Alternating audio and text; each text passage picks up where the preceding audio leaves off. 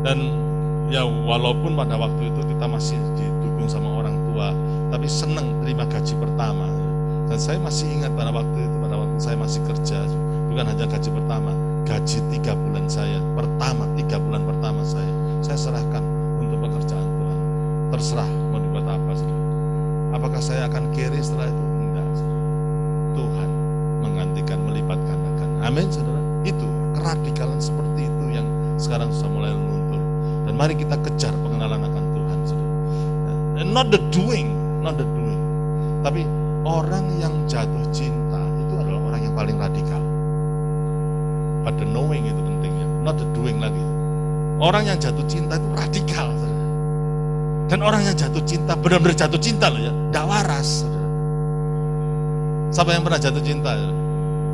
Ya, semua pernah jatuh cinta, tidak waras. Flu ya diterjang aja. Loh, kamu mau kemana? Ya, kamu flu, kamu di sini, tidak apa-apa. Lagi jatuh cinta soalnya, saudara ya. Kalau sudah lama menikah, ya, sehat pun tidak mau marani, saudara. Jemput aja males, saudara. Itu apa? Cintanya luntur, saudara. Betul nggak, saudara? Orang yang jatuh cinta kreatif. Jadi orang yang jatuh cinta bukan tidak bisa berpuisi pun nulis puisi. Gitu. Lama menikah, saudara. Nulis surat pun enggak, saudara. Paling-paling note di lemari es. Mam, tolong bayar listrik. Gitu toh. Enggak ada kata-kata yang, tapi orang yang jatuh cinta itu orang yang paling radikal. Kalau benar-benar jatuh cinta loh ya, saudara. Kalau jatuh cintanya pura-pura ya itu pura-pura. Lautan akan diseberangi, gunung akan didaki, gerimis tidak datang. Jadi itu pura-pura. Gitu. Itu. Mari kita menjadi orang yang radikal menurut Tuhan.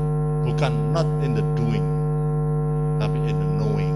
Pada waktu kita knowing, kita mengenal Dia dengan sendirinya, kita akan betul-betul radikal menurut Tuhan. Saudara, ini penting ya, saudara. Ini adalah warisan yang bisa diwariskan dari older generation to the younger generation. Anak-anak muda dan lain sebagainya. Kita dukung untuk sekolah anak-anak muda dan lain sebagainya. Saya dukung sekolah anak saya. Tetapi saudara, begini saudara. Saudara tuntut ilmu setinggi mungkin enggak masalah. Tapi bagi orang tua, saudara, kalau engkau bisa mengenal Allahmu dan hidup bergantung sama Allahmu sendiri dan berjalan sama Tuhanmu setiap hari, itu akan membuat orang tuamu rasa secure. Betul enggak, saudara? Walaupun sudah hebat, tapi kalau misalkan anak-anak itu sudah bisa hidup dengan Tuhan dan hidup berjalan dengan Tuhan, kenal Tuhan, kalau ada masalah dia bisa menjerit kepada Tuhan, berdoa kepada Tuhan, mengandalkan Tuhan dalam kehidupannya. Waduh, itu orang tua itu rasanya itu. Orang tua tidak bisa 21 hari 24 jam menunggu anak. Tapi kalau anak itu bisa mendapat nilai-nilai di mana dia kenal Tuhan dan bergantung sama Tuhan, hati orang tua itu bisa menjadi secure. Orang tua bisa merilis anak itu, pergi kemana aja nggak takut, karena tahu bahwa anakku ini akan bergantung sama Tuhan. Amin, saudara. Saya ingin beritahu, saudara, akan ada kegerakan di mana anak-anak muda. Tapi biarlah diawali dengan kejarlah pengetahuan akan Tuhan, kejarlah pengenalan akan Tuhan. Amin, saudara. Ya, itu. Yang ketiga, mendapat pengertian dan hikmat. Amsal 9 ayat 10 dikatakan permulaan hikmat adalah takut akan Tuhan dan mengenal yang Maha Kudus adalah pengertian. Saudara, ada banyak hal yang tidak bisa saudara mengerti dalam kehidupan ini. Tapi kalau engkau mengenal Tuhan, Amsal mengatakan orang yang mengenal Tuhan akan mengerti segala sesuatu, akan diberi pengertian. Mungkin ada yang mengecewakan kamu, mungkin ada yang tidak memperhatikan kamu. Kalau kamu ngomong, kamu nggak diperhatikan. Ada yang menyakitkan hati kamu, tapi sudahlah, kejar pengetahuan akan Tuhan. Maka segalanya itu akan bisa dibuat Tuhan itu untuk mendatangkan kebaikan. Everything works for the good for those who love God. Segala sesuatu itu bekerja untuk mendatangkan kebaikan bagi orang yang mengasihi Tuhan. Roma 8 ayat 28. Apapun yang terjadi, tapi kalau kita tetap kenal Tuhan, kita sayang sama Tuhan, kita tetap cinta Tuhan, maka everything will fall into its place. Semuanya nggak ada yang uang, pengalaman-pengalaman kita. In His time, He make all things beautiful. Amin, saudara. Dan itu adalah hal yang luar biasa. Tuhan akan kasih hikmat untuk bisa mengatasi semua problem dalam kehidupan kita. Karena yang menyertai kita itu luar biasa. Saya tunjukkan ada satu gambar, yaitu gambar gereja MDC. Dan saudara sudah di CW ya, gereja MDC itu. Dan kenapa saya kasih anak panah itu? Ada bangunan kecil. Ya. Pada waktu kita beli properti ada di sana itu sekolah MDC, sekolah SD MDC, di situ gerejanya. Dan dulu ini yang bangunan kecil ini bukan bangunan kita. Sehingga akhirnya saudara, properti kita ini terpisah. Saudara masih ingat itu? Ya yang lama itu ternyata itu milik Yayasan Katolik, research centernya Katolik, research center. Hebatnya ya, orang Katolik itu punya research center itu. Dan disitulah mereka bekerja dari Yayasan Katolik. Tapi hati ini kan kepingin beli properti itu karena ganggu, karena kalau ada itu kita nggak bisa langsung dari gereja ke sekolah, itu nggak bisa. Sekarang memang menjadi milik kita, ya, jadi menjadi milik kita setelah kita beli itu. Tapi prosesnya itu ternyata nggak gampang. Saya cari tahu Pak Cipto ada di situ, juga ada beberapa orang lain. Kan kita lagi cari siapa yang memiliki. Ternyata kita tahu ini milik Yayasan Katolik. Itu research centernya. Oke, kita ketemu sama orangnya, saya ketemu dengan orangnya. Ya kita anggaplah orang seiman lah ya, Katolik ya, orang seiman sama percaya Tuhan Yesusnya ya. Dan kita seiman. Tapi ngomong itu nggak pernah nyambung. Mereka nggak mau kita beli. Mereka minta ganti guling. Gitu. Maksudnya istilahnya ganti properti. Dan kita sudah cari properti ke berbagai tempat. Bahkan yang terakhir itu kita ganti dengan yang jauh lebih mahal. Mereka nggak mau. Jadi semuanya serba ribet dan sulit. Harus, rasanya itu cari orang susah, diteleponi, ayo kita ngomong lagi, ketemu lagi, tak tunjukin properti ini, nggak mau itu lagi, wah kurang tepat ini, oh ya repel ya, gitu. Sampai ke Darmopak ini tempatnya itu loh, sudah bank semuanya di situ itu harganya udah mahal, kita ganti 2 kafling di situ, nggak mau. Padahal waktu dulu itu aduh belum ada harganya nggak seperti hari ini. Aduh rasanya capek juga, saudara. Aduh, saya ngomong sama ada romonya juga yang dekat sama dia, ya masih semuanya serba sulit. Ya sudahlah, saudara, ngurus gini nggak tembus selama setahun lebih. Betapa sulit, rasanya ngomong nggak nyambung, dibawa ke sini nggak cocok. Aduh lebih sulit daripada orang yang bukan ini. Oke lah, nggak apa-apa lah kalau memang berkurung waktunya Tuhan kan. Nah akhirnya saya terlibat dalam persekutuan hamba Tuhan sekota. Nah persekutuan hamba Tuhan, pendeta-pendeta sekota itu ada dari Pantai Kosta, dari GBI, Karismatik, dari GKI ada, dan kemudian ada dari Balak Keselamatan ikut. Kita berdoa sama-sama, dan ada dari Katolik, ada romo dari Katolik. Dan ternyata yang ikut itu wakil uskup, pernah menjadi pejabat uskup pada waktu uskupnya meninggal. Dan saya kenalan, saya sudah lupa, pokoknya building relationship, dan akhirnya kenal sama beliau. Dan setelah kenal, ternyata ini orang ini enak untuk diajak bicara, sampai kayak dekat sekali, kayak seorang ayah. Dia sudah tua sekali, wisdomnya luar biasa.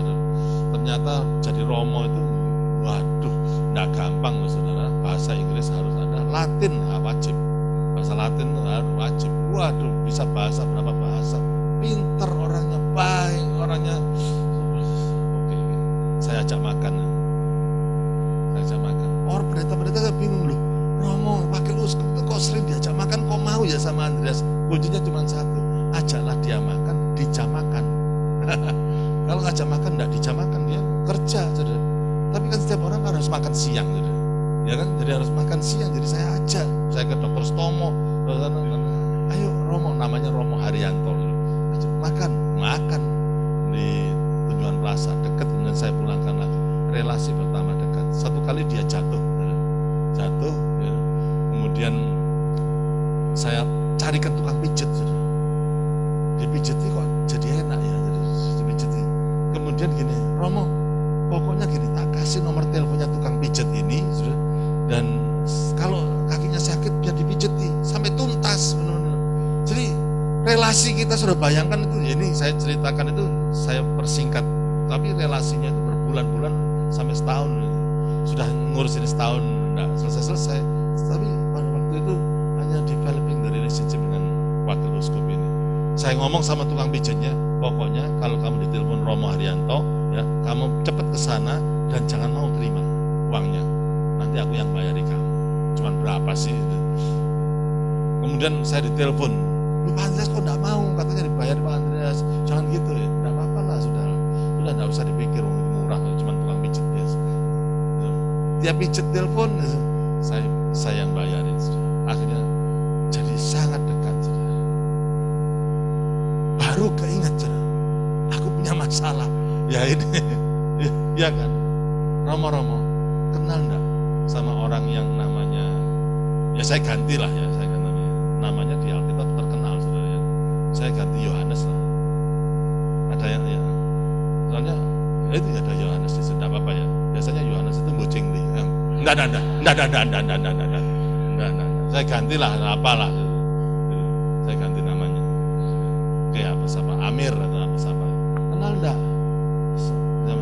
Loh kenal. Loh kenapa kok Andreas bisa kenal? Ya gini loh Romo. Kemudian saya ceritakan, kita ini kan Katolik punya yayasan research centernya itu. Oh iya, kenapa? Ya, kita ingin membelinya. Oh gitu ya. Kenapa? Kita mau perluasan gitu. Waduh, enggak, saya bawa ke MDC yang di Putat itu, sudah saya bawa. Gini loh Romo, ini loh, itu sekolah kita, itu dan ini kan di sini. Setiap kali kita kalau bisa kita beli, ini bisa connect gitu loh. Oh gitu. Dia lihat kenyataannya atau saudara, bahwa itu benar-benar sekolahan masa depan cerah, bukan, saya nggak mengada-ada loh saudara. Oh gitu ya. Saya telepon hari ini saudara. Ini yayasan ini harus dijual ke MDC, nggak boleh dijual ke lain, nggak boleh ini nggak boleh. Oh gitu ya Romo. Ya kalau sudah gitu pura-pura gomblo ya aja. Oh gitu ya, mama gitu ya. Puji Tuhan kalau itu bisa loh Romo. Enggak, harus bisa. Nanti saya telepon hari ini, ya, harus dijual ke MDC.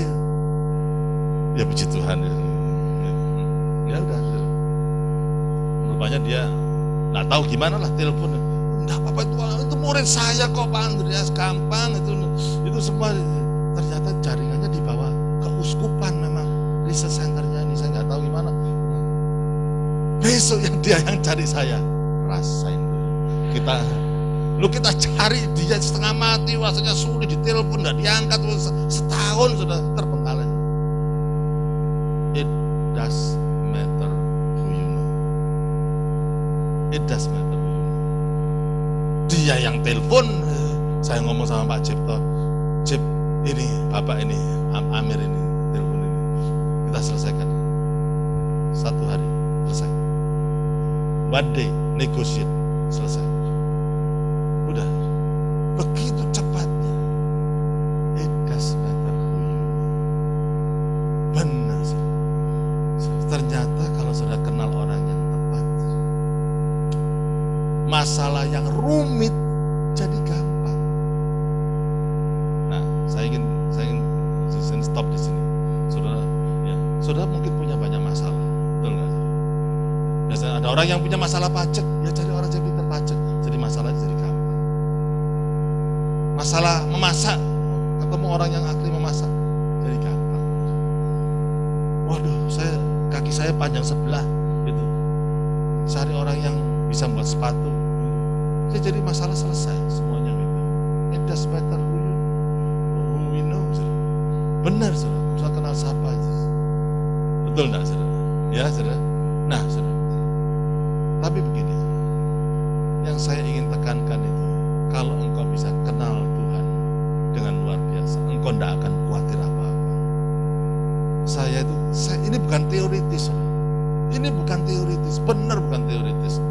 banyak anak muda saya share. Saya ini disuruh sama Pak Yeremia Arim itu, saudara ya, jadi orang yang jemputi hamba Tuhan yang dipakai Tuhan. Banyak hamba Tuhan yang Tuhan pakai secara luar biasa, itu sudah pernah saya jemput. Ya, Edi Vilonoviva, itu hamba Tuhan terkenal itu, ratusan ribu, saudara, jemaatnya itu Jesus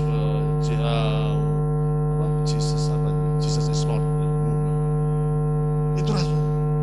Dan kita ngomong-ngomong, saya kenal dia. Brother Andrew yang terkenal itu, God Smuggler itu, yang nyelundupin Alkitab ke negara komunis itu makan berdua. Dan kesimpulan saya cuma satu, dia lebih kenal Tuhan daripada aku.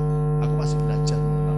Mengenal Tuhan gak bisa sehari selesai. Itu proses, a long process. Dan itu harus kita kejar terus menerus. Satu kali Brother Andrew ini, dia cerita, dia pernah pulang dengan keadaan hampir mati itu beberapa kali, nyelundupin Alkitab. Dan dia cerita begini, satu kali pada waktu dia di India, dan dia nyelundupkan Alkitab melalui India ke China, dia pulang, dan kemudian on the way to airport gitu, dan kemudian Tuhan ngomong stop, lihat orang miskin di sepanjang jalan itu, stop, okay. Dia keluar dari mobilnya dan lihat orang-orang miskin di pinggir jalan itu. Ini cerita sambil makan pagi. Aku sangat beruntung dengar cerita ini semua. Dan terus kemudian Brother Andrew mengatakan, Tuhan ngapain aku disuruh stop gini, lihat orang miskin, banyak orang miskin. Tak, dia keluarkan dompetnya. No. Kamu tidak usah mau ngasih. Kamu ngasih yang satu, semua kamu akan dikeroyok, kamu diminta duit. Lihat itu ada satu orang yang tidak punya sepatu. Loh, kalau ini tidak punya sepatu, nah itu yang tidak punya sepatu loh Tuhan. Ya yang itu aja. Nah terus gimana? Dikasih uang Tuhan? Enggak. Copot sepatu, kasihkan. Loh, kalau saudara gimana? Kalau Tuhan ngomong gitu tuh gimana? Loh, setan Tuhan, ini suara Tuhan atau suara setan sih? Kan gitu sih. Enggak, dicopot.